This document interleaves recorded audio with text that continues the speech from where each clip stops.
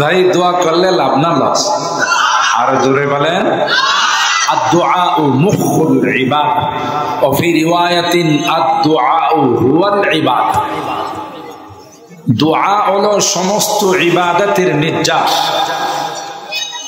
আর কোন বর্ণনা সেই দোয়াই ইবাদত। সুবহানাল্লাহ বলেন।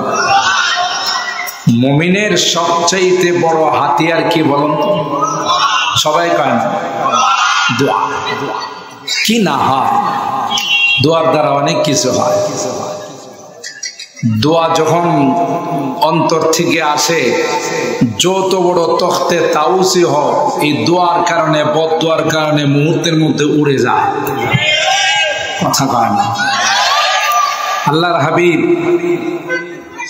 সাহাবায়ে কেরাম রিদওয়ানুল্লাহি তাআলা আলাইহিম আজমাইন, ওনাদেরকে শেষ করে দেওয়ার জন্য আবু জাহেলের নেতৃত্বে 1000 সশস্ত্র যোদ্ধা, কত? 1000 সশস্ত্র যোদ্ধা রওনা দিছে মক্কা থেকে মদিনায়। বদরের প্রাণ থেকে মুসলমান শেষ করে দিতে, ইসলাম রাখবে। আচ্ছা বলুন তো দিকে, ইসলামের জিম্মাদার কে? আর একটু জোরে গান।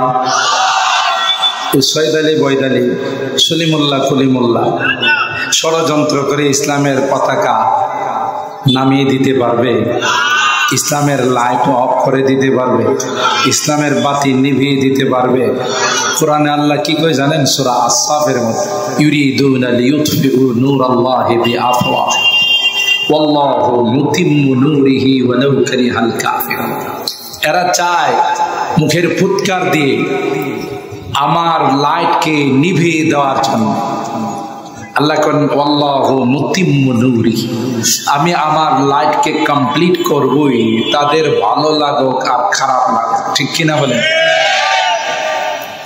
যত বেশি ষড়যন্ত্র হবে ইসলামের বিরুদ্ধে, কোরআনের বিরুদ্ধে, নায়েবে রাসূলদের বিরুদ্ধে, ওয়ারাসাতুল আম্বিয়াদের বিরুদ্ধে, তত ইসলামকে আল্লাহ পাক সামনের দিকে অগ্রসর করে দেবে। একটা সময় গেছে বাংলাদেশে বড় বড় নেতারা আমাদের কওমি মাদ্রাসাগুলোকে বলতো যে ব্যাঙের ছাতার মতো গজাইতেছে। এরকমের কথা তো বোধ আপনারা শুনেন না। আর এখানে নাকি মৌলবাদ, জঙ্গিবাদ, আরো কত কিছু সৃষ্টি হয়, এরকমের স্লোগান আপনারা শুনেন। এগুলো বলে কি মাদ্রাসার গতি থামাই দিতে পারছে? কোরআন সুন্নাহর গতি কি থামিয়ে দিতে পারছে? না দিন দিন বাড়তেই আছে? কেন? এটার জিম্মাদার কে? এই লাইটের জিম্মাদার স্বয়ং আল্লাহ। তো মক্কার কাফের মুশরিকরা সিদ্ধান্ত নিল মদিনায় যাব, বদরে যাব, এখানে গিয়ে মুসলমানদের নাম নিশানা তার চিহ্নটুকু মুছে ফেলে দেবে। আল্লাহ কয় জায়গা মতো বুঝাবো। কথা বলেন ঠিক কিনা? সানাস্তাদরিজুহুম মিন হাইযু লা ইয়ালামুন ওয়া উমলি লাহুম ইন্না কাইদি মাতিন। সুযোগ দে, দুশমনদেরকে আল্লাহ সময় দেন, ছাড় দেন, কিন্তু ছেড়ে দেন না। অতীতের ইতিহাস তাই বলে। ফেরাউন বলেন, কারুন বলেন, হামান বলেন, নমরুদ বলেন, সবগুলোকে আল্লাহ সুযোগ দিয়েছেন, কিন্তু ছেড়ে। আল্লাহ তাআলা এই যে ফেরাউনে কি দাম্ভিকতা ছিল! আরে আলাইসা লি মুলকু মিসর ওয়া হাযিহিল আনহারু তাজরি মিন তাহতি আফালা তুবসিরুন। তোরা কি জানিস না মিশরের রাজত্ব আমার হাতে, আর নদ নদীগুলো, দরিয়াগুলো আমার অর্ডারে চলে। কে কয়? জোরে কয়। নদ নদী সমুদ্রগুলোকে হের অর্ডারে চলে, কিন্তু এক আমার অর্ডারে চলে। আম আনা খায়রুম মিন হাযাল্লাযী হুয়া মাহিন ওয়া লা ইয়াকাদু ইউবিন। মুসা নবীর লক্ষ্য করে বলতেছে, এ বেটা, এ মুসা কথা কইতে পারে না ঠিক মতো, ভালোভাবে কথা বলতে পারে, ওর পিছনে তোরা যাবি কেন? আমি হলাম সবচেয়ে শ্রেষ্ঠ ব্যক্তি। নাউযুবিল্লাহ। আল্লাহ কয় ফেরাউন ঠিক আছে, তোর অর্ডারই তো চলে, সময় মতো তোর ওখানে আমি শোভাবো। কথা গান লোহিত সাগরে ডুবাইয়া মারছে না, ওখানে পানি খাওয়াইয়া পেটটারে ডুলের মতো বানাইছে না, কে বানাইছে? দাম্ভিকতা যখন চরম সীমানায় পৌঁছে যায় তখন আল্লাহর পক্ষ থেকে পাকড়াও চলে আসে। এটা হলো ইতিহাস। কেউ যদি ইতিহাসকে ভুলে যায় তার কপাল পোড়া ছাড়া কোনো উপায় নাই। পৃথিবীর যারাই ইতিহাসকে ভুলে গেছে তারাই চরম খেসারত দিতে হয়। কিয়ামত পর্যন্ত আল্লাহর এই বিধান থাকবে। তো আবু জাহেলের নেতৃত্বে 1000 সশস্ত্র যোদ্ধা মার্চ করে মক্কা থেকে মদিনায় গেছে। বদরের পান সাহাবায়ে কেরাম জীর্ণ শীর্ণ হয়ে গেছে, ওখানকার আবহাওয়া মুআফিক হয়। এই মুহূর্তে আল্লাহর হাবিব আল্লাহর কাছে হাত তুলে দোয়া করলেন, সুবহানাল্লাহ, আল্লাহ আমাদের কিচ্ছু নাই, অস্ত্র নাই, লোকবল নাই, এরা আসতেছে 1000, আমরা হলাম মাত্র 300, বলেন 300, কিচ্ছু নাই। আবার মদিনা থেকে প্রায় 150 কিলোমিটার বদরের এলাকাটা, এই জায়গাটা পুরাটাই পায়ে হেঁটে আসা লাগে, সোয়ারিও নাই। আল্লাহ নবী হাত তুলছেন, আপনাদের কি ধারণা এই হাত ফেরত আসবে? দোয়ার মধ্যে হাত তুলে আল্লাহকে বলেন, আল্লাহ এ মালিক, তুমি যদি চাও পৃথিবীর মধ্যে কেউ তোমাকে সেজদা দিবে না, ইসলামের পতাকা উত্তোলিত হবে না, তাইলে আমাদেরকে তুমি ধ্বংস করে দাও। আর যদি চাও পৃথিবীর জমিনে তোমার নাম উচ্চারিত হবে, ইসলামের পতাকা উত্তোলিত হবে, মালিক রে তোমার কাছে সাহায্য চাই, নুসরত চাই। আল্লাহর হাবিব এমন ভাবে হাত উঠাইছেন, হাত্তা ইউরা বায়াদু ইবতাইহি, আল্লাহর হাবিবের বগল মোবারক দেখা যায়। সুবহানাল্লাহ। হযরত আবু বকর বলেন, ইয়া রাসূলুল্লাহ, হাসবুকা ইয়া রাসূলুল্লাহ, পয়গম্বর আমার মনে কই রে আপনার হাত আল্লাহর আরশ পর্যন্ত চলে গেছে। হযরত জিবরাইল আমিন আয়াত নিয়ে চলে আসছে, ওয়ালাকাদ নাসারাকুমুল্লাহু বিবাদরিন ওয়া আনতুম আযিল্লা। আল্লাহ ডাক দিয়ে কয়, ও পয়গম্বর, লোকবল ছিল না, অস্ত্র ছিল না, কোন শক্তি সামর্থ্য ছিল না, কিন্তু আপনার দোয়া এত পাওয়ারফুল, প্রথম পর্যায়ে আমি 1000 ফেরেশতা নাযিল করে দিলাম। কত? 1000 বিআলফিন মিনাল মালাইকাতি মুরদিফিন।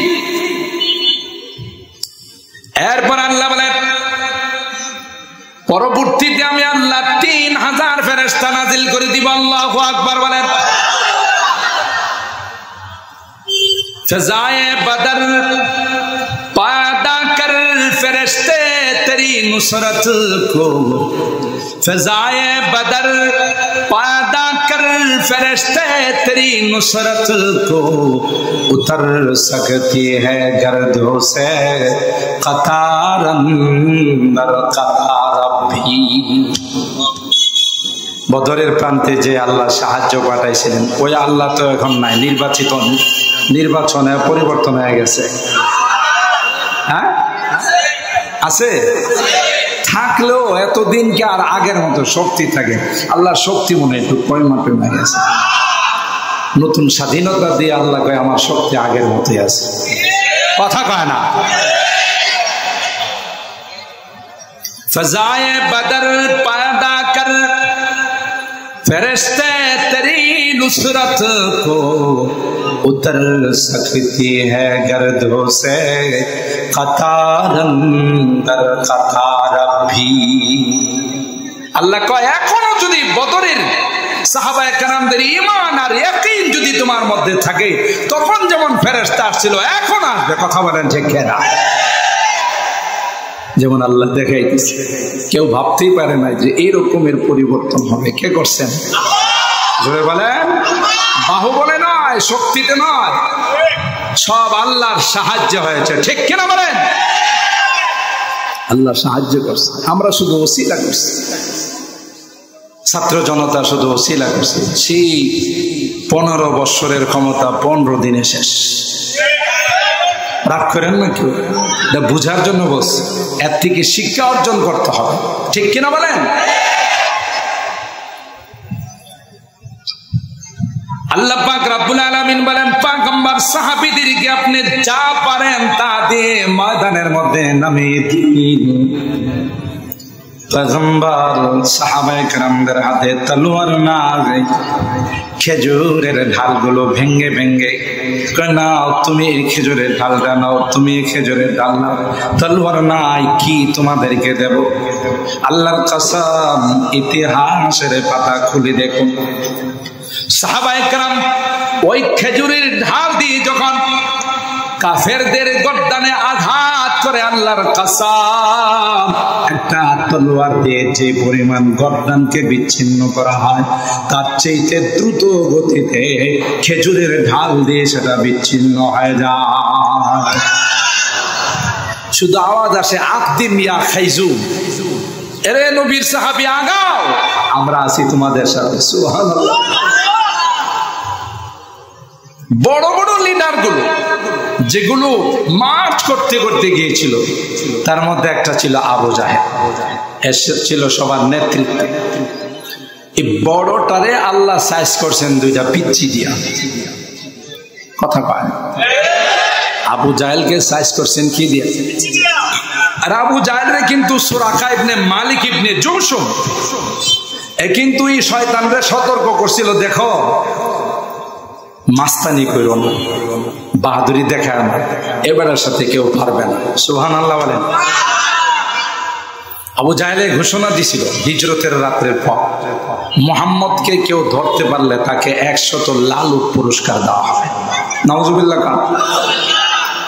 এই লোভে সুরাকা ইবনে মালিক ইবনে জুমশুম, এক বাহাদুর, সে তখন অপেক্ষায় ছিল যে মুহাম্মদরে একা একা কোথায় পাওয়া যায়। একটা জায়গাতে আল্লাহর নবী এবং আবু বকরকে পাইছে। এবার তো সে মার মার করে আগাইছে ঘোড়া নিয়ে, কিন্তু আল্লাহর কুদরতি কারিশমা হলো, ঘোড়া যখন সামনের দিকে যায়, ঘোড়ার পাও আস্তে করে নিচের দিকে চলে যায়। সুবহানাল্লাহর আওয়াজে মনে হচ্ছে আপনারা রোজা রেখে আছেন। সুবহানাল্লাহ বললে আল্লাহ খুশি না বেজার? আরো জোরে গান। আল্লাহু আকবার বললে আল্লাহ খুশি না বেজার? আল্লাহ তাআলা ফেরেশতাদেরকে কয়, তোরা তো না বুঝা ভেটু দিছি, দেখতো নড়াইবাগ ডেমরা এলাকায় এই যে আমার বান্দারা বসে আছে, এরা একটু একটু পরপর কি স্লোগান দেয়, বলে সুবহানাল্লাহ। তোরা তো তখন বলছিলা তাজালু ফিহা মান ইউফসিদু ফিহা ওয়া ইয়াসফিকু দিমা, আল্লাহ এটারে বানায় লাভ কি? এটা তো মারামারি করব, দলাদলি করব, রাজনীতি করব, এক পার্টি আরেক পার্টির গুম খুন করব। কথা বলেন ঠিক কি? আয়না ঘরে নিয়ে ঢুকায় গো, এটারে মাইরা লাভ কি? আল্লাহ কই শুধু আয়না ঘর দেখছিস, আর এই ইসলামী মহাসম্মেলনটা দেখিস না। কথা বলেন ঠিক কেন? তখন আল্লাহ জবাব দিয়েছিলেন, ইন্নী আ'লামু মা লা তা'লামুন, বেশি পণ্ডিতি করো না, আমি যা জানি তোমরা তা জানো না। সুবহানাল্লাহ। এখন আল্লাহ ফেরেশতাদেরকে দেখতো কি জোরে জোরে কি কয়, কয় আল্লাহ তোমার পবিত্রতা বর্ণনা করে, আর কি কয় তুমি মহান। সুবহানাল্লাহ। মুহতারাম হাজিরিন, এই 2টা পিচ্চিকে দিয়ে আবু জাহেলকে আল্লাহ শেষ করছেন, অথচ আবু জাহেলকে আগে সতর্ক করেছেন। সুরাকা ইবনে মালিক ইবনে জুমশুম ঘোড়া নিয়ে মারতে যায়, আগাইতে যায়, ঘোড়ার পাও, কারণ আরবের মাটি তো হলো কাদা মাটি, নরম মাটি, পাও দিলেই যায় বাঁচা।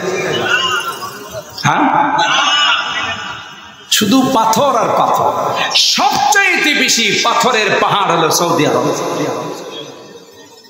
আপনার সাথে একটু কথা কেন, ঠিক না বে ঠিক? কারণ কি জানেন? এটা কইতে গেলে তো কথা আরো লম্বা হয়ে যায়। আমি তো যুবকদের উদ্দেশ্যে কিছু আয়াত তিলাওয়াত করছি, যেহেতু আজকের মাহফিল নড়াইবাগ যুব সমাজের উদ্যোগ। সূরাতুল কাহাফের 9, 10, 11 ছোট্ট ছোট্ট 3খানা আয়াত পড়ছি, কারণ এখানে আল্লাহ তাআলা যেই যুবকদের আলোচনা করছেন, আমার আশা যে নড়াইবাগের যুবকরাও সেই রকম যুবক হবে ইনশাআল্লাহ। আরো যারা বলেন ইনশাআল্লাহ। এই সম্পর্কে আলোচনা করার জন্য লম্বা হাদিসের অংশ বিশেষ আপনাদের খেদমতে পাঠ করছি। একটি লম্বা হাদিসের অংশ বিশেষ পাঠ করা হয়েছে। মুহতারাম হাজিরিন, এই সম্পর্কে একটু পরে আলোচনা আসতেছে। দোয়ার কথা বলতে গিয়ে আপনাদের এই কথাগুলো নিয়ে আসে। যখন সুরাকা ইবনে মালিক ইবনে জুশুম দেখলো, কি ঘটনা, কি পাথরের এলাকা, পাও কেন দেবে যায়, ঠিক না? তাহলে এখানে নিশ্চয়ই কোনো কুদরতি কারিশমা শুরু হয়েছে।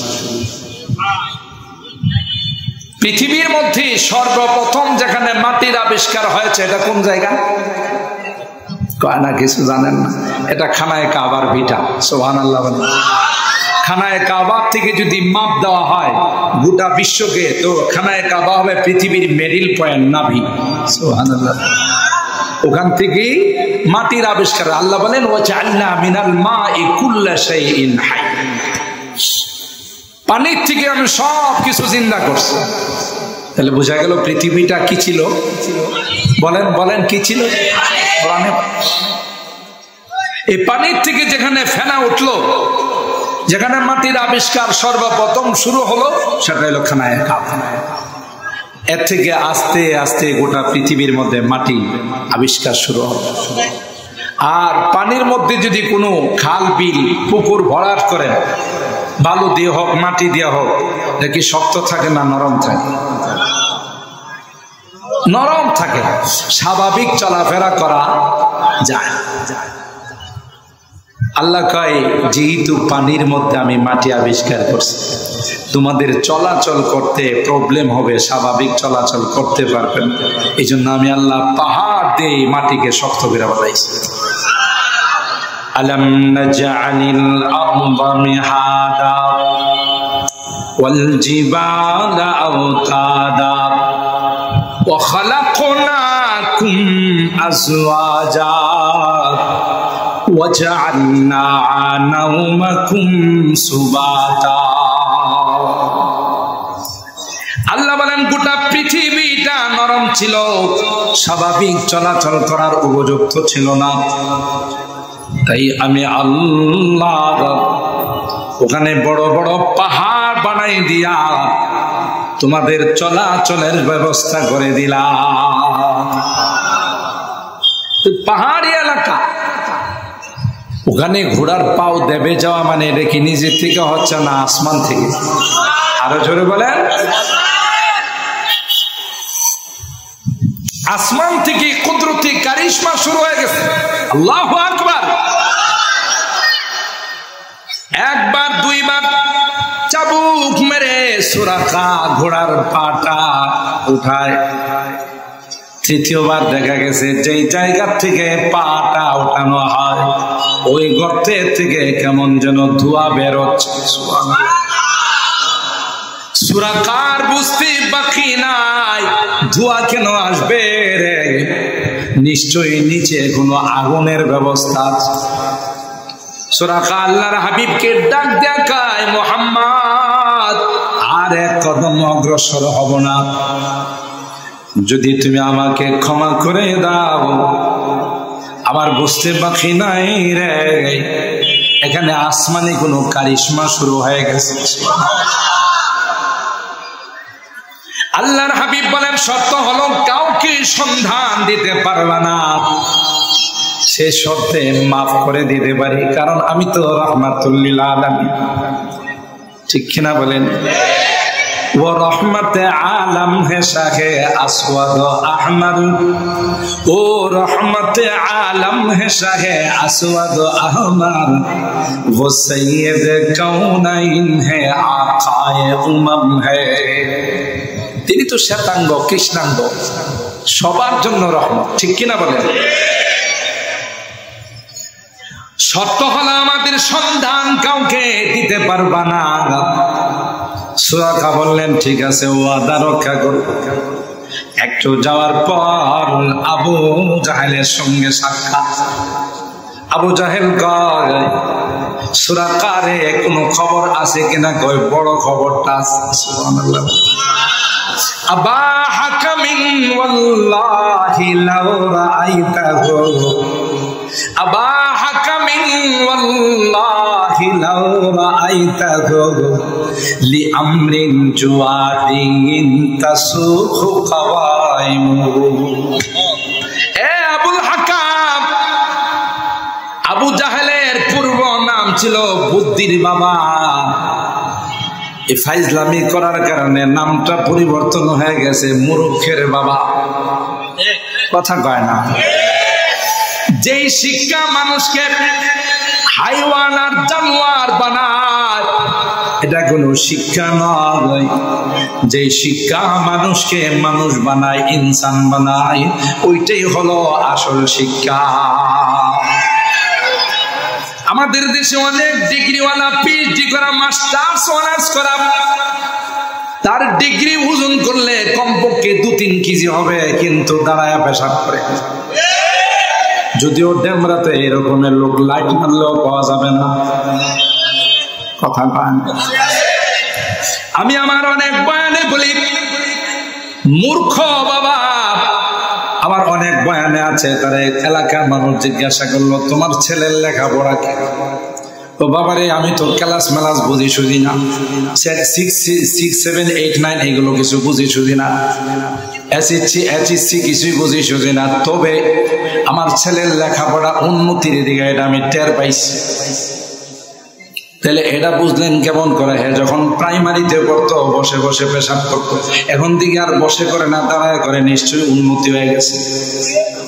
কথা বল, আছে না? নাই? দাঁড়ায় কি মানুষ পেশাব করে না? হাইওয়ান জানোয়ার। কথা বল, হাইওয়ান আর জানোয়ার যারা, এরা দাঁড়ায় পেশাব করে কেন? তারও শিক্ষা নাই যে মা বালা রাসূলুল্লাহ সাল্লাল্লাহু আলাইহি ওয়াসাল্লাম কাইমান কাত্তু, জীবনে আল্লাহর নবী দাঁড়িয়ে পেশাব করেন নাই, বসে পেশাব করা এটাই সুন্নত। শুধু সুন্নত নয়, আল্লাহর হাবিব প্রত্যেকটা সুন্নত বৈজ্ঞানিকরা এখন গবেষণা করে, অ্যানালাইসিস করে, রিসার্চ করে। বৈজ্ঞানিকরা বলেন শুধুই যে পরকালীন উপকারী তা নয়, ইহকালীন উপকারী, দৈহিক উপকারী প্রত্যেকটা সুন্নত। সুবহানাল্লাহ। যেই মানুষটা বসে বসে পেশাব করে, ডাক্তাররা বলেন সহজে তার মানে বহুমূত্র রোগ হবে না, সহজে তার পেশাবের রাস্তা ঢিলা হবে না। আর যে দাঁড়ায়া পেশাব করে তার তুলনায় জরিপ করে দেখা গেছে বহু আগের থেকে মেশিন ডাইরেক্ট হয়ে যায়। কথা পান? মেশিন ডাইরেক্ট পর্যন্ত out of the control. Machine control করতে পারে না, কাপড় চোপড় শেষ হয়ে যায়। আর হুজুররা বসে পেশাব করে আলহামদুলিল্লাহ 80-90 হয়ে যায়, তারপরও পেশাব কন্ট্রোলে থাকে। কথা বলেন ঠিক কিনা? কারণ হুজুররা কখনো বসে দাঁড়িয়ে পেশাব করে না। তাহলে শিক্ষা অর্জন করতে করতে বসার থেকে কি গেছে? দাঁড়ায় গেছে। আর কাপড় টানতে টানতে হাঁটুর উপরে চলে আসছে। আপনারা বোধহয় দেখেন না এরকমের মানুষ, হাফ প্যান্ট পরে পরে বেড়ায়, এরকম মানুষ নাই? এটা কি জন্য করে জানেন? আপনাকে এই কথা বলার জন্য আমি কিন্তু মডারেট, আমি কিন্তু আধুনিক।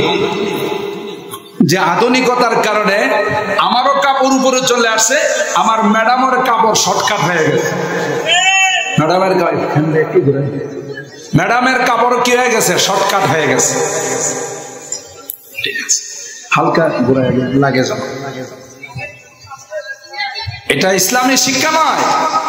কিছুদিন আগেও আমাদের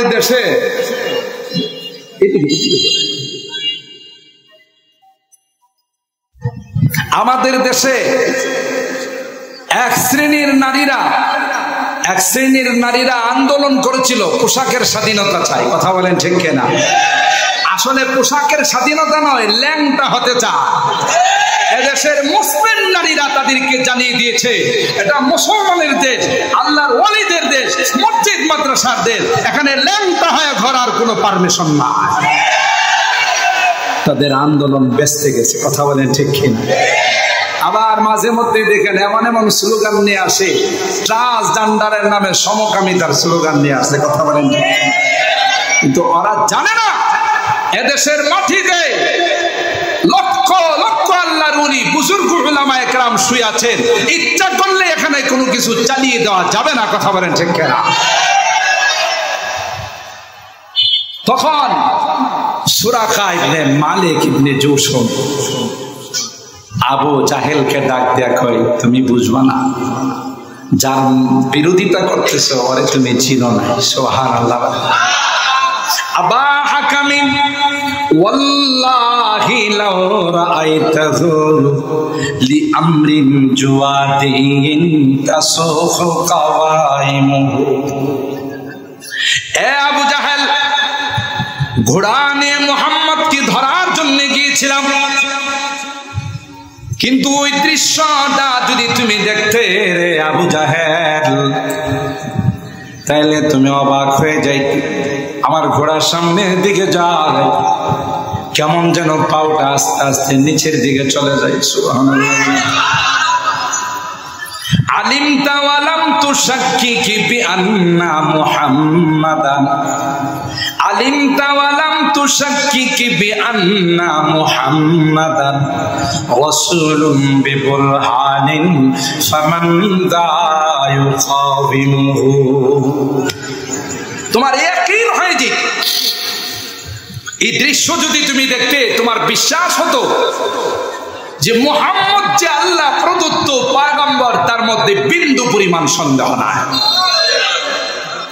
ফামান দা ইউকাবিমুহু, পৃথিবীর কোন শক্তি, মহাশক্তি, পরাশক্তি একত্রিত হয়ে মুহাম্মদের মোকাবেলা করতে পারবে না। সুবহানাল্লাহ। আলাইকা বিকাফিন নাসি ফাইন্নাহু, তোমার একটা নসিহত করি, ভালো যদি চাও তাইলে নিজেও বিরোধিতা করো না, মানুষকেও বিরত রাখো। এমন একদিন আসবে রে মুহাম্মদের পতাকায় সারা বিশ্বে পথ পথ করে উঠবে। মুহাম্মদের বিরোধিতা করো, মুহাম্মদের সন্তানাদিগুলো, ছেলে সন্তানগুলো মারা গেছে, বংশ থাকবে না।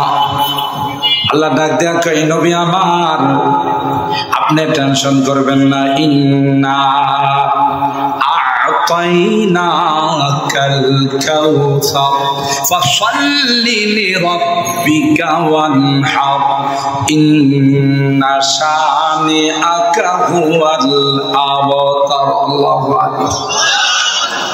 হে আমার হাবিব, আমি আপনাকে কাউসার নামক নিয়ামত দেব। মুফাসসিরিনে কেরাম তার একটা তাফসীর করেন, উমামুন কাসীরা, আপনার উম্মত এত বেশি হবে রে, গোটা সমস্ত নবীদের উম্মতকে যদি একত্রিত করা হয় আপনার উম্মতের শিখিও করা হবে না। 2 নাম্বার হলো আপনার সন্তানগুলো, ছেলেগুলো মারা গেছে, তাই তারা বলতেছে বংশ নিপাত হয়ে যাবে। না না, আপনার জিসমানি সন্তান, বংশের সন্তান 2 জনকে আমি নিয়ে গেলাম, কিন্তু অগণিত অসংখ্য রুহানি সন্তান আমি রেখে দিলাম।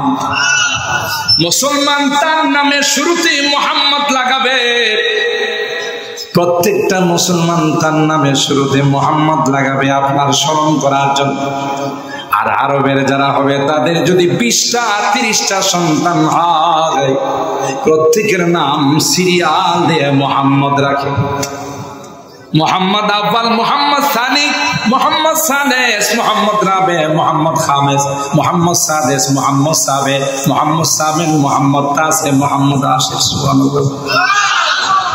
তাদেরকে যদি জিজ্ঞাসা করা হয় আর কি নাম নাই, বলে তোরা বুঝবি না, এটা আমার হাবিবের পেয়ারা নাম। আমি অনেক সময় বয়ানে বলি, আজীব তাদের আল্লাহর প্রতি দরদ আর ভালোবাসা, মহব্বত। দুইটা গাড়ি অ্যাক্সিডেন্ট করছে। আমি তখন মদিনায় এক হোটেলে ছিলাম। অ্যাক্সিডেন্টের আওয়াজ শুনে নিচে নামলাম যে দেখি অ্যাক্সিডেন্টটা কি আমাদের বাংলাদেশের ড্যামরার মতোই না একটু ভিন্ন। কথা বলেন ঠিক কিনা? যে গাড়িটা বেশি ক্ষতি হয়েছে, দুইজন ড্রাইভারে নাইমা গেছে, কোনো মারামারি নাই, তর্কাতর্কি নাই, কিছু নাই। যে ক্ষতি করছে সে আয়সা বলতেছে যার গাড়ি ক্ষতি হয়েছে আহ্বান, মানে সরি। আমি চিন্তা করলাম, ইয়া আল্লাহ, এটা কোন রকমের অ্যাক্সিডেন্ট? আমাদের দেশে অ্যাক্সিডেন্ট হলে আগে মুখ চালানোর আগে হাত চালায়, কথা পায় না। আর আশপাশে যারা থাকে এরা মনে করে যে এখন আজকে একটা গনিমতের মাল নেওয়ার বিশাল সুযোগ চলে আসে। কেউ ঘড়ি নিয়ে যায়, কেউ মোবাইল নিয়ে যায়, কেন এটা তো গনিমতের মাল। কথা বলেন ঠিক কিনা? দেখলাম না এই জাতীয় কিচ্ছু না। পুলিশকে ফোন দিছে, সুরতা আসবে এখানে, দেখবে কারো অপরাধ, এগুলো নিয়ে যাবে, ঠিক করাবে, যা হওয়ার হবে। কিন্তু এখানে যে দৃশ্যটা আমি দেখলাম, সে বলতেছে আহ্বান তুমি মাফ করে দাও, আমার ভুল হয়ে গেছে। আর যার ক্ষতি হয়েছে, লাখ লাখ টাকা ক্ষতি হয়েছে, সে বলতেছে লা সাল্লি আলা হাবিবি, সাল্লি আলা হাবিবি, তুই আমার হাবিবের উপর দরুদ পড়বে, তোর সব মাফ। আরো আসতে সুবহানাল্লাহ। কি দরদ, কি মহব্বত! আল্লাহ পাক বলেন হাবিব আমার টেনশনের কোনো কারণ নাই, তারা যতই ষড়যন্ত্র করো আমি আল্লাহ এমন সিস্টেম করে দিব, পৃথিবীর মধ্যে এমন কোনো মুহূর্ত থাকবে না যে মুহূর্তে আকাশে বাতাসে আপনার নাম উচ্চারিত হবে না। আপনার নাম উচ্চারিত হবে। আজানের মধ্যে আল্লাহ এমন সিস্টেম করে দিয়েছে, সারা পৃথিবীর মধ্যে এমন কোন মুহূর্ত নাই যে মুহূর্তে পৃথিবীতে আযান হয় না। আল্লাহ কয় হাবিব আমার নামের সঙ্গে আপনার নাম আমি রেখে দিলাম, আপনার নাম এড করে দিলাম, মিলিয়ে দিলাম। যখনই বলা হবে আশহাদু আল্লা ইলাহা ইল্লাল্লাহ, তারপর যখনই বলা হবে আশহাদু আন্না মুহাম্মাদুর রাসূলুল্লাহ। ঠিক কিনা বলেন? যদিও দুই জায়গাতে একটু ব্যতিক্রম আছে। আমাদের এক বন্ধু বলেন যে আমি আজহার থেকে আমি গেলাম আজারবাইজান সফরে, এক এলাকায় নামাজ পড়বো, মসজিদ দেখলাম। তো যখন আজান দিতেছে মুয়াজ্জিন সাহেব বলেন আশহাদু আন্না আহলাল কারিয়াতি ইয়াশহাদুনা আন্না মুহাম্মাদুর রাসূলুল্লাহ। কিরে ডিজিটাল আজান পাইল? ওটা কথা আমি সাক্ষ্য দিতেছি যে এই এলাকার মানুষ বলে যে মোহাম্মদ আল্লাহর রাসূল, তাতে বোঝা গেল হ্যাঁ কথা কয় আশহাদু আন্না আহলাল কারিয়াতি ইয়াশহাদুনা আন্না মুহাম্মাদুর রাসূল। এরা এই ডিজিটাল আজান শুনে কিরে জীবনে তো এই মার্কা আজান। যা ঠিক আছে, নামাজ পড়তে গেছে, অপেক্ষা আছে ইমাম সাহেব কখন আসবে। মাশাআল্লাহ ইমাম সাহেব আসতেছে। একটা পর্যায়ে মসজিদে ঢুইকা ইমাম সাহেব নি করছে কি, তার বাম পাউটা উঁচা করে রাখছে, শুধু ডান পাও দিয়ে আস্তে আস্তে হাইটা হাইটা যায় নামাজে গেছে। গোটা নামাজের মধ্যে হে বাম পাও আর জমিনে লাগায়, এটা আলগি দিয়ে রাখছে। এরা অবাক, কিরে দেখলাম উনি ভালো মানুষ, হাইটা আসে। এখন পাও একটা উঠাই রাখছে, পাও যদি তার সমস্যা থাকতো তাহলে তা আগের থেকে সে ল্যাংড়া হাত। আরো আশ্চর্য ব্যাপার, নামাজের পরে ইমাম সাহেবকে জিজ্ঞাসা করলেন ভাই আপনার মসজিদে যে আজান শুনলাম এটা তো ডিজিটাল আজান, এরকমের আজান তো কোথাও শোনা যায় না। কই ভাই বিষয়টা হয়েছে কি, আজান দেওয়ার মতো কোনো মুসলমান পাওয়া যায় না, একজন খ্রিস্টানকে বেতন দিয়ে রাখা হয়েছে। খ্রিস্টান যখন আজান দিতেছে হে তো আর আমাদের নবীকে কি মানবে না, এই জন্য হ্যাঁ ঘোরায় গাড়ায় কইতেছে যে আমি কই না এলাকার মানুষ কথা কয়। মুয়াজ্জিন কি হইল তো খ্রিস্টান কইছে আচ্ছা আপনারে দেখলাম আপনি সুন্দর করে হাইটা আসলেন, একটা পাও যে গোটা নামাজের মধ্যে উঠাই রাখলেন। কো ভাই বিষয়টা হইল কি, উজু করতে গিয়ে উজু করতে করতে একটা পর্যায়ে ডান পাও ধোয়ার পর বাম পাও ধোয়ার আর পানি নাই, তো এটা ধুইতে পারি না, এই জন্য এটা নামাজ থেকে আলাদা রাখছি।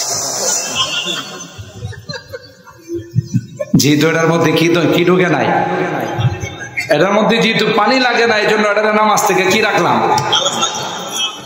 এরা কই ইয়া আল্লাহ, যে মার্কা মুয়াজ্জিন কথা কয় ঠিক না? ওই যে 3 গাধায় সমুদ্রের পারে নামাজ পড়তে দাঁড়াইছে, ওলামায়ে কেরাম জানেন একটা কৌতুক আছে। তো সমুদ্রের ঢেউ তো শা শা আওয়াজ করে, মনে হয় যে ভূমিকম্প শুরু হয়ে গেছে। তো এক মগা করছে কি, এই আওয়াজ শুই না নিজের কন্ট্রোল করতে পারে নাই, হ্যাঁ ফার্সি ভাষায় কয়েই ফেলাইছে যে চাহে দরিয়া শা শা মে কোনা। আরে বাপরে বাপ, দরিয়ার ঢেউয়ের এত আওয়াজ আছে কই? কথা কয় না নামাজে। হ্যাঁ নামাজ আছে না গেছে? তো পাশে যে মুসল্লি ছিল ফতোয়া দিল, দর নামাজ সাখুন গুফতান হারাম আছে। তুমি যে নামাজের মধ্যে কথা কইলা, তুমি ফতোয়া জানো না যে নামাজে কথা বলা যায় না? কথা কয় না। এই দুইটার কোনটার নামাজ আছে? দুইজনের কথা। ইমাম সাহেব চিন্তা করে যে আল্লাহ আমারে কি বাঁচানটা বাঁচাইছে, হ্যাঁ যারা দুইজন কথা গানা মাস্টারে শেষ করে দিয়েছে। এর সাথে সাথে আল্লাহ শুকরিয়া আদায় করে বলে আলহামদুলিল্লাহ, ধর নামাজ সাখুন আমি গুফতান, আল্লাহ তোমার মেহেরবানি, তোমার সমস্ত প্রশংসা, আমি একটা কথাও কই নাই। আছে নামাজ না গেছে? কথা কয় না। নামাজ তো চলে গেছে। কি বলতেছিলাম মনে আছে? এই চিন্তা করলো যে এই মুয়াজ্জিন আর ইমাম, কই ভাই সভাপতি সাহেবের বাসাটা কোথায়? সভাপতি সাহেবের দোকান দেখা গেছে যে সভাপতি সাহেব এই দোকানে বসা আছে। গিয়ে দেখে দোকানের মধ্যে মদের ব্যবসা। সভাপতি সাহেবরে জিজ্ঞাসা করলো, আপনি কি মসজিদের সভাপতি? বলে হ্যাঁ। দোকান কি আপনার ব্যক্তিগত না মসজিদের? হ্যাঁ মসজিদের মার্কেট। তো মসজিদের মার্কেটে আপনি একটা হারাম জিনিসের ব্যবসা করেন। তো হুজুর এই এলাকাতে এই পণ্যটাই চলে ভালো। কথা কাজ। সেক্রেটারি সাহেবের সন্ধান করতে করতে গিয়ে দিয়ে শুকুরের গোশত বিক্রি করে। কথা কয় না। তাইলে এরকম দুই একটা ব্যতিক্রম ছাড়া গোটা বিশ্বের মধ্যে আজান এক সিস্টেমে হয়, আশহাদু আন্না মুহাম্মাদান।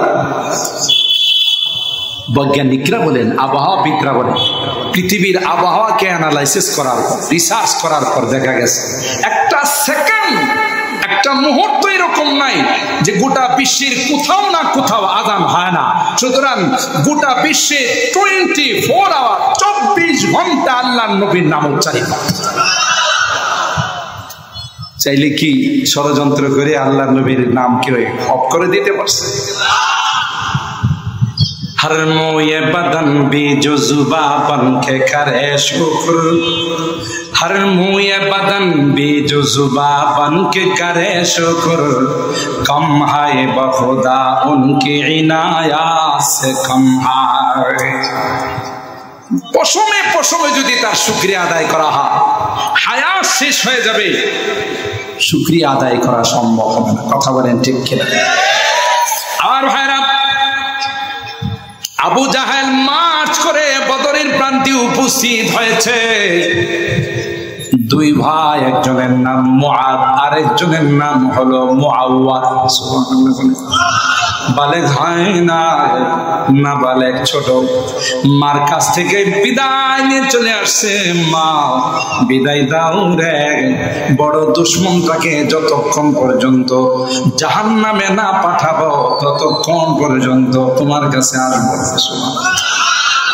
হযরত আব্দুর রহমান, বুখারী শরীফ খুলে দেখুন, হযরত আব্দুর রহমান ইবনে আউফ, ফি রিওয়ায়াতিন হযরত আব্দুল্লাহ ইবনে মাসউদ। আয়েশা জিজ্ঞাসা করে, চাচা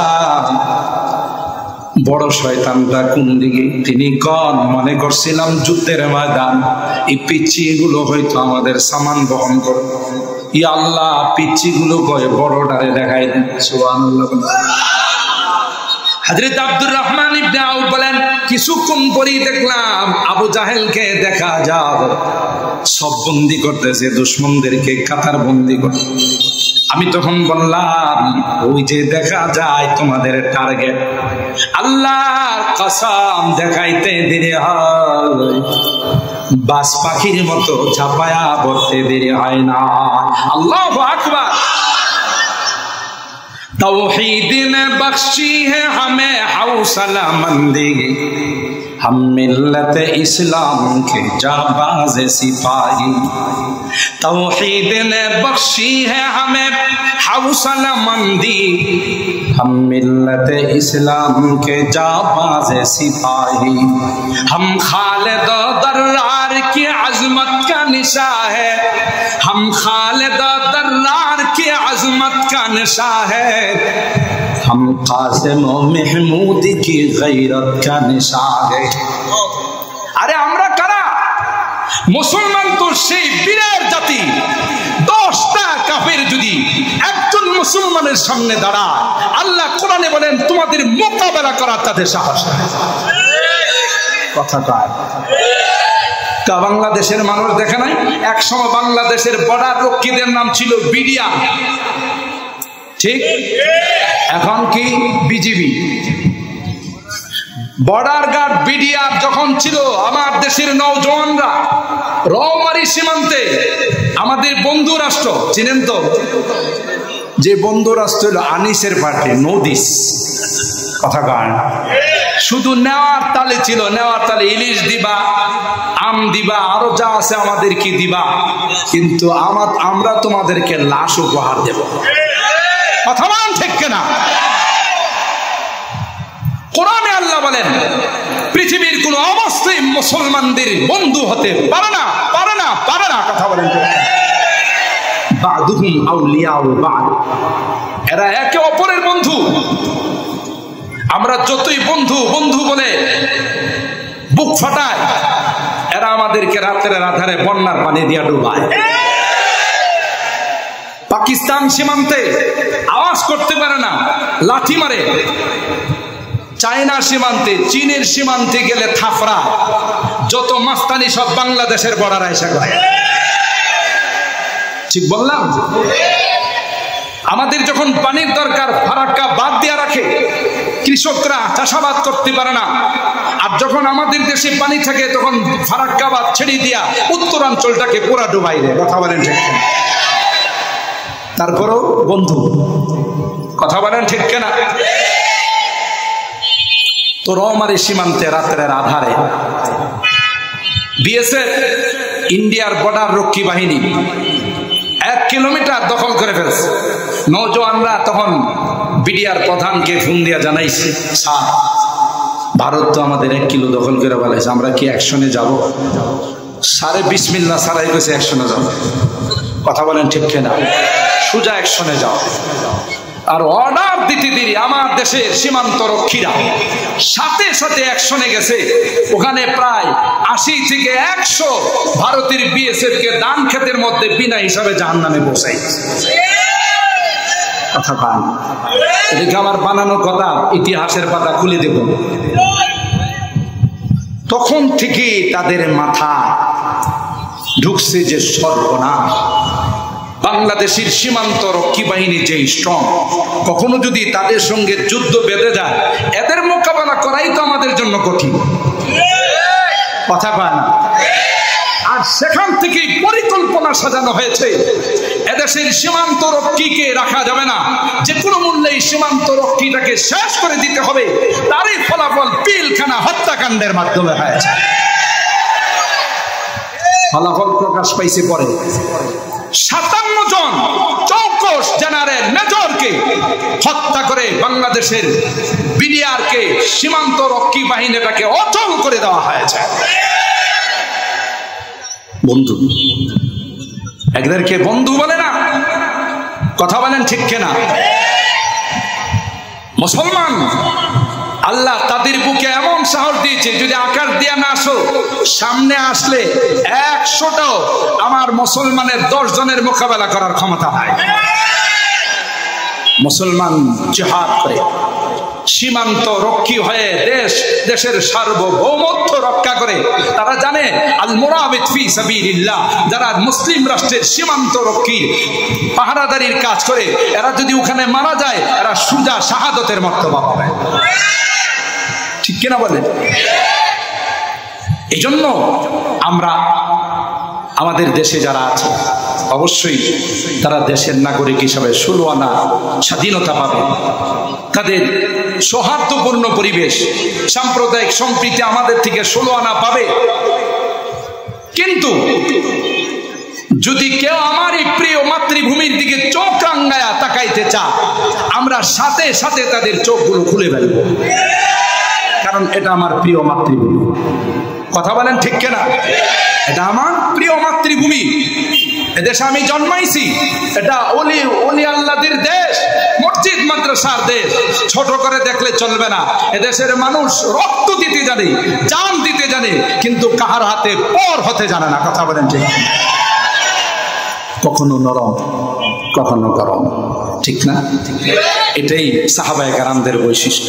আল্লাহ পাক বলেন মুহাম্মাদুর রাসূলুল্লাহ ওয়াল্লাযীনা মাআহু আশিদ্দাউ আলাল কুফার রুহামাউ বাইনাহুম।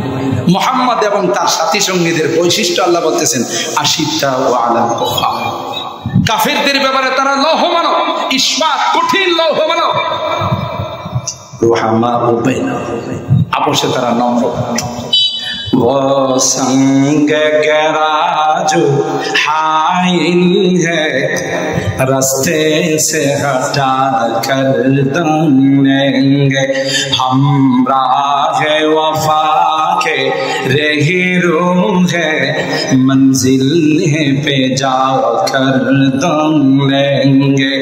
ये बात आई दुनिया को हम फूल भी है तलवार भी है। ঠিক কি বলেন? আমরা কখনো ফুল দিয়ে বরণ করতে পারি, আবার কখনো তলোয়ার দিয়েও স্বাগতম জানাইতে পারি। ঠিক কিনা বলেন? ये बात आई दुनिया को हम फूल भी है तलवार भी है, इसे बज़ में जहाँ को महकाएंगे या आंसू में बाकर दम देंगे। हम राह वफा के रहे रूह है मंजिल पे जाकर दम लेंगे। अल्लाह अकबर। कुरान हमारा रहबर है, इस्लाम हमारा मज़हब है। अल्लाह अकबर बोले।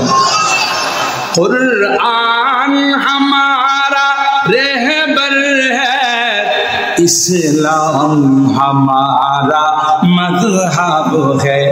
दुस्तूर इस्लामी बना कर दम लेंगे, हम राह वफा के रहरू है मंजिल है पे जाकर दम लेंगे, हम राह वफा के रहरू है। अल्लाहु আকবার। ইসলামের সৈনিক আমার ওই সকল যুবকরাই হতে পারবে যারা আজকের এই রকমের মহা সম্মেলন করে আসহাবে কাহাফের ইসপ্রিহা যাদের মধ্যে আছে। সুবহানাল্লাহ। আল্লাহ বলেন পয়গম্বর নাহনু নাকুসু আলাইকা নাবাহুম বিল হক।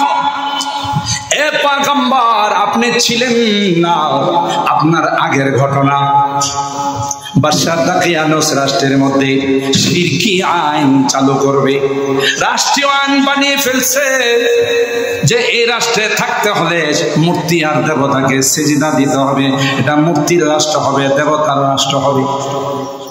সবাই রাষ্ট্রদ্রোহিতা থেকে বাঁচার জন্য রাষ্ট্রের আইন মেনে নিয়েছে, কিন্তু 7 জন যুবক এরা কই না না, গায়ে 1 ফোঁটা রক্ত থাকতে শিরকি আইন মেনে নিব না, কারণ এটা মুসলিম কান্ট্রি, এখানে কোনো মুশরিকদের মূর্তি স্থাপন করা যাবে না। কথা বলেন ঠিক কিনা?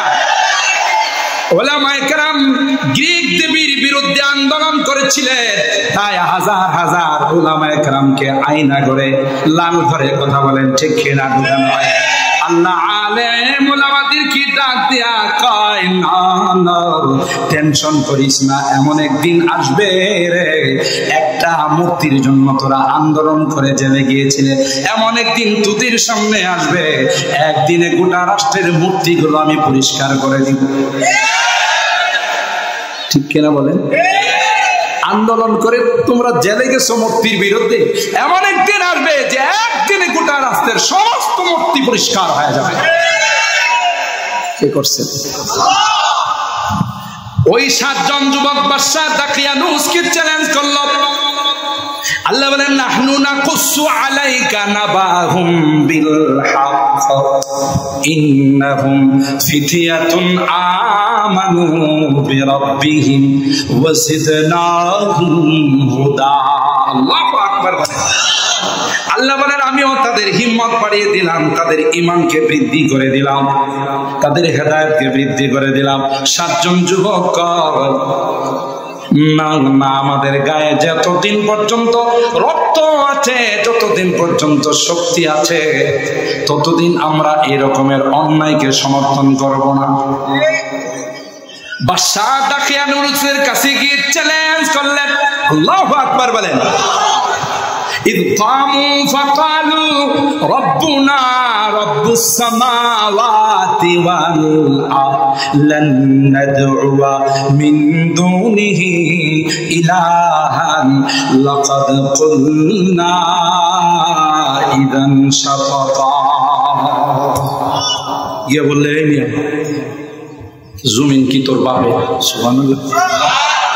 আসমানের নিচে যে থাকিস এটা কি তোর বাপ? সুবহানাল্লাহ বলেন। আসমানের মালিক আল্লাহ, জমিনের মালিক আল্লাহ। আল্লাহর জমিনে আসমানের নিচে কোন শিরিক হবে, গায়ে 1 ফোঁটা রক্ত থাকতে সেটা হতে দেব না, দেব না। সুবহানাল্লাহ। স্লোগান দিয়েছিল আসহাবে কাহফ। আমি সংক্ষেপ করে বলতেছি, অনেক লম্বা ঘটনা, শুধু কোট করে বলতেছি। আমার যুবকদের আজকে গোটা বাংলাদেশে আমরা যেখানেই যাই, সেই সেপ্টেম্বর থেকে মাহফিল শুরু হয়েছে, অধিকাংশ মাহফিল দেখা যায় বড় বড় ইসলামী মহাসম্মেলন আমার দেশের যুবকরা করে। সুবহানাল্লাহ বলেন। খুশি না বেজা? আমি তো মনে করি এক সময় যুবকরা গানের আসর জমাইতো, নাচের আসর জমাইতো, মদের আসর জমাইতো। আজকে আমার এই যুবকদেরকে আল্লাহ তাআলা পরিবর্তন করে দিয়েছেন। না, কোনো গানের আসর নয়, কোনো মদের আসর নয়, কোরআনের আসর জমাবো। কথা বলেন ঠিক কিনা? ওই দিন বেশি দূরে নয়, যেদিন এই যুবকদের হাতে দেশের কালিমার পতাকা পথ পথ করে উঠতে থাকবে। বলেন ইনশাআল্লাহ। কালিমার পতাকা একদিন উঠতেই থাকবে। কথা বলেন ঠিক কিনা? আমার যুবকরা যেভাবে ইসলামের দিকে অগ্রসর হচ্ছে, বাদশাহ বললেন এত বড় স্পর্ধা, আমার রাষ্ট্রীয় আইনের বিরুদ্ধে তোমরা প্রতিবাদ জানালে, এখনই র্যাব, চিতা, গোয়েন্দা বাহিনী আরো যত বাহিনী আছে এগুলো পাঠায় তোমাদেরকে অ্যারেস্ট করো। যুবকরা কয় না না, পারবি না, কারণ আসমানের মালিকের সঙ্গে আমাদের সম্পর্ক। বাহিনী পাঠাইলো, কোথাও যায় খুঁজে পায় না, নৌবাহিনীও পায় না, বিমান বাহিনীও পায় না, স্থল বাহিনীও পায় না, র্যাবও পায় না, চিতাও পায় না, স্পেশাল ফোর্সও পায় না। সাথে সাথে আল্লাহ তাদের চোখের থেকে আল্লাহ পাক আড়াল করে দিলেন। এরপর আল্লাহ পাক বললেন মধ্যে যাও, ওখানে তোমাদের বাসস্থানের ব্যবস্থা করে রাখছে। মজার ঘটনা হলো আসহাবে কাহফ যুবকরা যখন রওনা দিছে, তাদের সঙ্গে একটা কুকুরও রওনা দিছে। আরো আসছে সুবহানাল্লাহ। তাফসীরের কিতাব খুলে দেখুন, যুবকরা তখন ওই কুকুরকে ডাক দেয়া কয়, কুকুর আমরা তো ঈমান রক্ষা করার জন্য গুহায় যাই, তুই কেন আমাদের সঙ্গে রওনা দিলি? আল্লাহর কসম, সাথে সাথে আল্লাহ পাক ওই কুকুরের জবান খুলে দিলেন। আরো আসতে সুবহানাল্লাহ। আল্লাহ পারেন না? পারেন না? আল্লাহর ক্ষমতা আছে না নাই? ওই কুকুর আসহাবে কাহফ ওই যুবকদেরকে লক্ষ্য করে কয়, আমার উহিব্বু আহবাবাল্লাহ,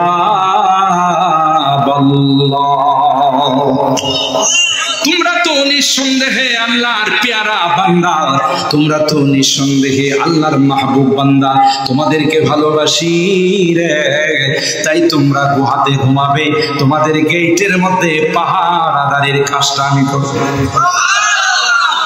তোমরা ঘুমাবে, কেউ যদি তোমাদের সন্ধান না পায়, গেটের মধ্যে পাউটা বিছাইয়া আমি তোমাদের পাহারাদারের কাজ করব।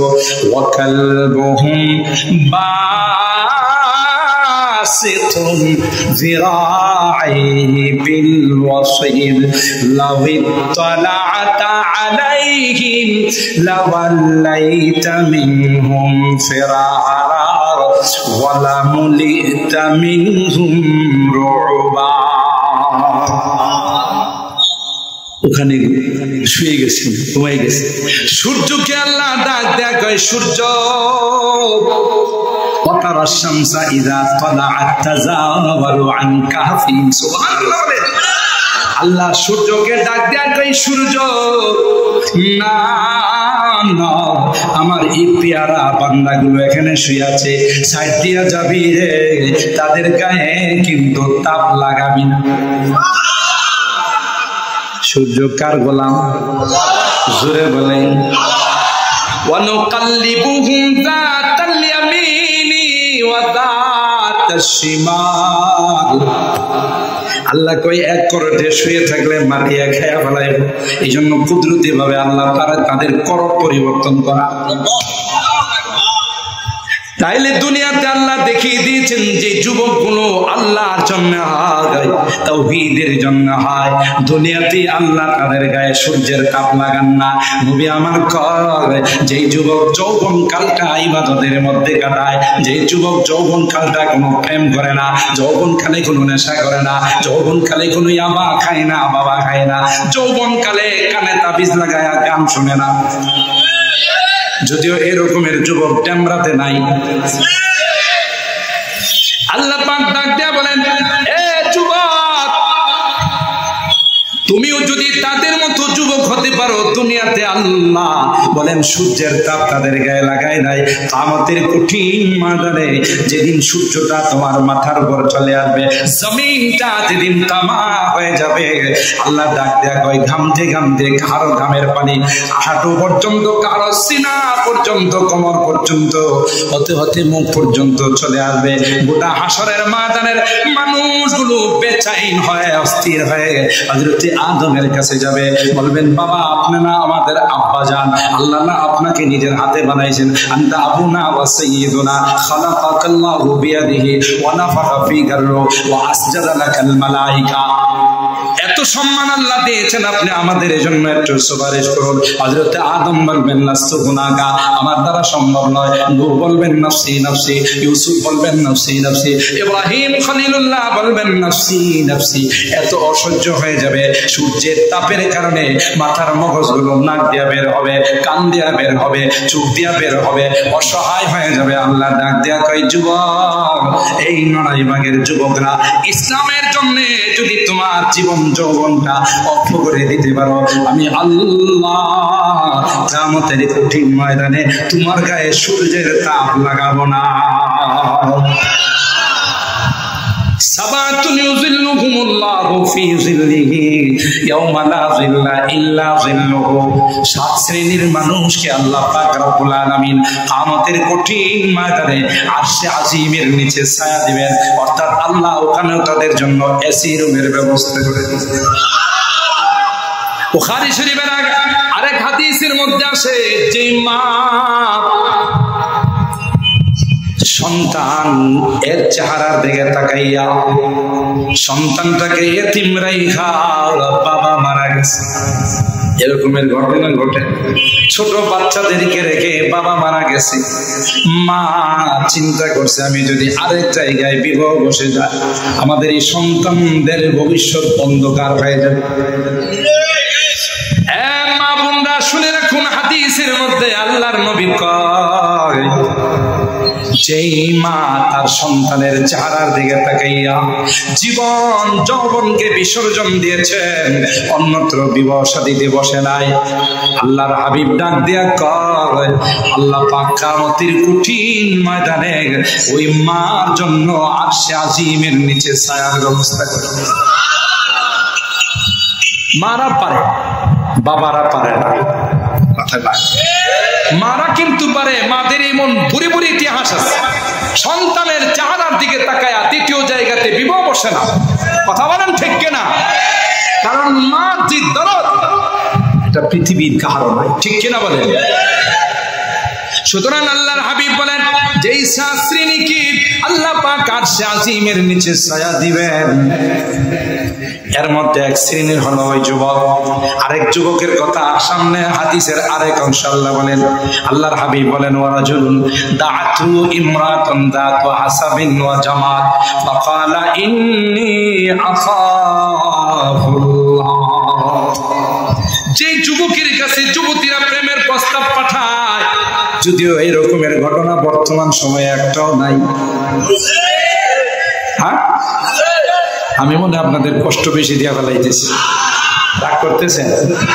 আর 5 মিনিটের মধ্যে দোয়া হবে ইনশাআল্লাহ। দোয়া করে যাবেন তো ইনশাআল্লাহ? তো হুজুর ওয়াদা করছি, দোয়া না করে যাই কেমনে? যাও অত সম্ভব, আমরা তো আগে বান দিয়ে ফেলাইছি। কথা কার আল্লাহ কবুল করেন, আমিন বলেন। আজকের এই মাজমাকে কিয়ামতের কঠিন ময়দানে নাজাতের ওসিলা বানিয়ে দেন, আমিন বলেন। আল্লাহর হাবিব বলেন যুবক, তোমার কাছে যদি যুবতীর পক্ষ থেকে প্রেমের প্রস্তাব আসে, রে যুবক, তুমি যদি প্রেমের প্রস্তাবে সাড়া না দিয়া তুমি প্রেমের প্রস্তাব প্রত্যাখ্যান করো, সুবহানাল্লাহ, কি বলে তুমি প্রত্যাখ্যান করবা? ইন্নী আখাফুল্লাহ। যুবতী রে, তোমার সঙ্গে প্রেম করলে অবৈধ কথা হবে, তোমার দিকে তাকানো আমার গুনাহ হবে, তোমার সাথে তোমার হাত ধরা আমার গুনাহ হবে, সবগুলোই গুনাহ। সুতরাং আমি আল্লাহকে ভয় করি। আল্লাহর হাবিব ডাক দেয়া কই যুবক, কিয়ামতের ময়দানে তুমি যখন জান্নাতি হয়ে যাবে, কিসের সুন্দরী আর রমণী রূপসী নারী, এর চেয়ে অনেক অনেক সুন্দরী রমণী রূপসী স্ত্রী আল্লাহ তোমাকে হুরের মধ্যে ব্যবস্থা করে দিবে।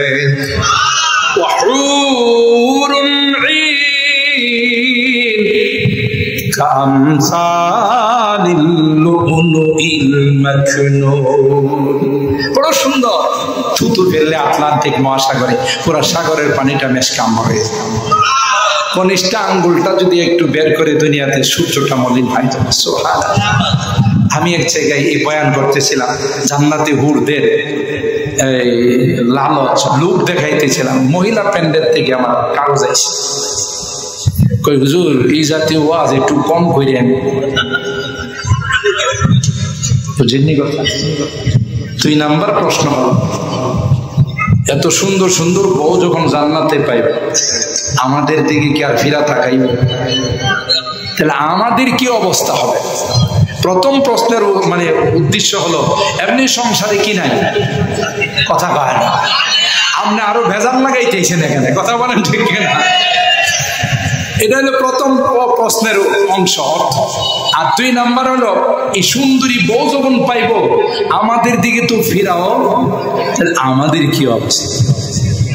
আমি ওই বোনকে বা মাকে ধন্যবাদ জানাইছেন যে আপনি অত্যন্ত বিচক্ষণ না, আপনি প্রশ্ন না করলে উত্তর আসতো না। সুবহানাল্লাহ বলেন। তখন বলেছিলাম মা, তাফসীরের কিতাবের মধ্যে আসে, মা আপনি যদি দিনদার হয়ে আবেদা জাহেদা সালেহা নেককার হয়ে স্বামীকে খুশি করে যদি দুনিয়া থেকে যান, যতই হুর আসুক, হাজার হাজার হোক, শত শত হোক, সবগুলো আপনার অধীনস্থ থাকবে, আপনি তাদের লিডার আর নেত্রী হবেন। মহা খুশি হয়ে গেছে, কারণ নেত্রী হওয়াটা এটা সাধারণ কথা না, কথা বলেন ঠিক কিনা? যখনই হাদিস শোনাই দিলাম যে আপনি সবার নেত্রী, আপনি শুধু চেয়ারে বসে বসে পায়ের উপর পাওয়া রেখা ওই হুর যারা আছে অন্য স্ত্রী বলবেন আমাকে আমার হাজবেন্ডকে হটকপি খাওয়া, এরা বলতে দেরি হবে, হটকপি বানাইতে দেরি হবে না, অথবা কোল্ড কপি, কথা বলেন ঠিক কিনা? সারাক্ষণ এই হুরগুলো শুধু আপনাদের খেদমতেই থাকবে। সুবহানাল্লাহ বলেন। যখন দেখছেন নারীরা হুজুর তো আমাদের নেত্রী বানাই দিয়ে গেছে, কথা বলেন ঠিক কিনা, তখন পরবর্তী বক্তা যখন কালেকশনে বসছে, বাপরি বাপ, কানের দুল, এরপরে হাতের চুরি, গলার চেন খুললা মাদ্রাসায় দিয়ে দিয়েছে, কারণ নেত্রী যখন হয়ে গেছে আর এটাই খেলাপ নাই, কথা বলেন ঠিক কিনা। পরবর্তীতে তো সুযোগ আসবে, শুধু কানের দুল কেন, কোটি কোটি হাজার কোটি টাকা আমি লুটপাট করতে পারবো, কথা বলেন ঠিক কিনা। আপনারা মনে রাগ করতেছেন, আল্লাহ আমাদের হেফাজত করে। বাংলাদেশ একটা সম্ভাবনার দেশ। এদেশে যেই পরিমাণ প্রবাসী আছে, বিদেশে খাটনি দেয়, এদেশ পৃথিবীর মধ্যে একটা মডেল হয়ে যেত যদি সকল দুর্নীতি না থাকতো, কথা বলেন ঠিক কিনা। পেট নীতি যদি না থাকতো, চান্দাবাজি আর টেন্ডারবাজি যদি না থাকতো, কথা বলেন ঠিক কিনা। এক একটা মেগা প্রজেক্টে হাত দে, এটার মেয়াদ বাড়াইতে বাড়াইতে কিয়ামত পর্যন্ত লয়ে যায়, কথা বলেন ঠিক কিনা। কারণ যত মেয়াদ বাড়ায় ততই লাভ। এই জন্য দেশের জন্য বেশি করে দোয়া করেন, আল্লাহ যেন দেশটাকে শান্ত এবং শান্তির পরিবেশ করে দেন, আমিন বলেন। আল্লাহ যেন এই দেশকে সম্ভাবনাময় দেশ। আজকে আফগানিস্তানের দিকে তাকিয়ে দেখেন, ইমারাতে ইসলামিয়া কায়েম, গোটা বিশ্ব এখন তাদেরকে ফলো করতে বাধ্য, কথা বলেন ঠিক কিনা। কোনো অশান্তি নাই, কোনো চুরি ডাকাতি নাই, কোনো মদখুরি নাই, কোনো জিনাখুরি নাই, শান্তিপূর্ণভাবে গোটা বিশ্ব এখন আফগানের মডেল, আফগানকে মডেল বানায় অনুসরণ করে, কারণ এটার নাম হলো ইমারাতে ইসলামিয়া, কথা বলেন ঠিক। ইসলাম যেখানে থাকবে ওখানে শান্তি আসবে। মানুষের তন্ত্র মন্ত্র দিয়ে কোনোদিন শান্তি আসতে পারে না, ঠিক কিনা বলে।